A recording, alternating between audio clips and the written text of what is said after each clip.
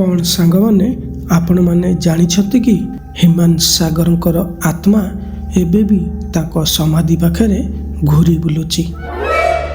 ଏକଥା ମୁଁ କହୁନି, ଏକଥା କହୁଛନ୍ତି ହ୍ୟୁମାନଙ୍କର ପଡ଼ିଶା ଘର ଲୋକ। ଆଉ ସିଏ ନ୍ୟୁଜ୍ରେ ମଧ୍ୟ ଏ ଘଟଣା ବିଷୟରେ ସବୁ ଜଣାଇଥିଲେ।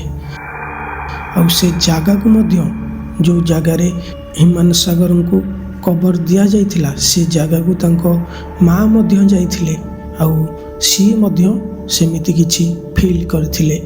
ଆଉ ସିଏ ମଧ୍ୟ ସେଇ ମିଡ଼ିଆ ସାମ୍ନାରେ ହ୍ୟୁମାନଙ୍କର ଆତ୍ମା କଥା ସେ ସବୁ କହିଥିଲେ। ଚାଲନ୍ତୁ ସେ ଘଟଣା ବିଷୟରେ ଆଜି ମୁଁ ଆପଣମାନଙ୍କୁ ସେୟାର କରିବାକୁ ଯାଉଛି। ନମସ୍କାର ଦର୍ଶକ ବନ୍ଧୁ, ମୋ ନାଁ ରାଜେଶ। ଆପଣମାନେ ଦେଖୁଛନ୍ତି ରିଏଲ୍ ଭୂତ କାହାଣୀ। ତ ସାଙ୍ଗମାନେ ଆଜି ଆମେ ଜାଣିବା ହ୍ୟୁମାନଙ୍କର ଆତ୍ମା ଏବେ ବି ତାଙ୍କ ସମାଧି ଆଗରେ ଘୁରି ବୁଲୁଛି।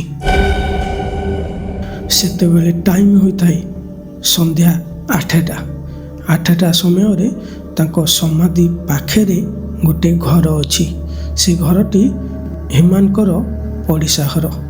ସେ ପଡ଼ିଶା ଘରେ ଯେଉଁ ସ୍ତ୍ରୀ ଲୋକ ରହୁଥିଲେ ସିଏ କହିଛନ୍ତି କି ସେ ଯେତେବେଳେ ତାଙ୍କ ଘରର ବାଲକୋନି ଉପରେ ସନ୍ଧ୍ୟାବେଳେ ଠିଆ ହୋଇଥିଲେ ସେତେବେଳେ ସେହି ସମାଧି ପାଖରେ ହ୍ୟୁମାନ ସାଗର ହିଁ ଠିଆ ହେଇଥିଲେ।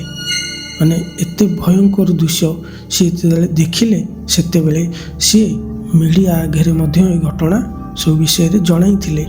କିନ୍ତୁ ମିଡ଼ିଆ ଏ ଘଟଣାକୁ ସେତେ ସିରିୟସ୍ ଭାବରେ ନେଇନଥିଲା। କାହିଁକି ନା ତାପରେ ଯେଉଁ ଘଟଣା ଘଟିଲା ସେମାନେ ଏ ନ୍ୟୁଜ୍କୁ ଚାରିଆଡ଼େ ଦେଖାଇଥିଲେ। ତ ସାଙ୍ଗମାନେ ସେତେବେଳେ ସେ ସ୍ତ୍ରୀ ଲୋକ ସେଠି ହ୍ୟୁମାନ ସାଗରଙ୍କ ଆତ୍ମାକୁ ଯେତେବେଳେ ଦେଖିଲେ ସେ କବର ପାଖରେ, ସେତେବେଳେ ହ୍ୟୁମାନ ସାଗର ନଥିଲେ ସେଠି ଥିଲା ତାଙ୍କର ଗୋଟେ ଛାଇ।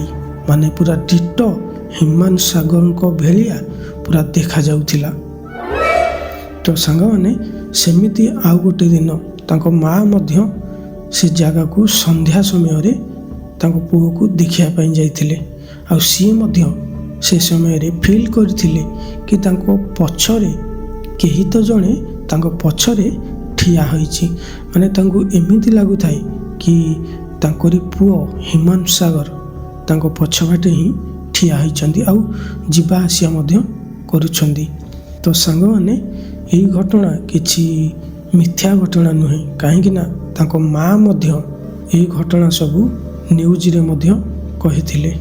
ତ ସାଙ୍ଗମାନେ ଆପଣମାନେ ଯଦି ହ୍ୟୁମାନ ସାଗରଙ୍କର ଫ୍ୟାନ୍ ଥିବେ ତାହେଲେ ଭିଡ଼ିଓକୁ ଗୋଟେ ଲାଇକ୍ କରିଦେବେ।